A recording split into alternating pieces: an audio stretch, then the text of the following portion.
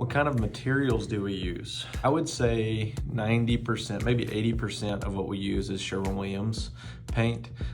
We use their top grade paint for most all residential, and then their mid-grade paint for all commercial. So that's like Promar 200 and things, and then Cashmere and Duration for more of the residential things. We also use PPG, and we are actually in talks with some reps from Benjamin Moore and looking more into their products. I know they have some really good products. The issue is all three companies I just mentioned have great products, and they all compete with each other, and a lot of their products are so similar, it's hard to even decipher which one might be the better product.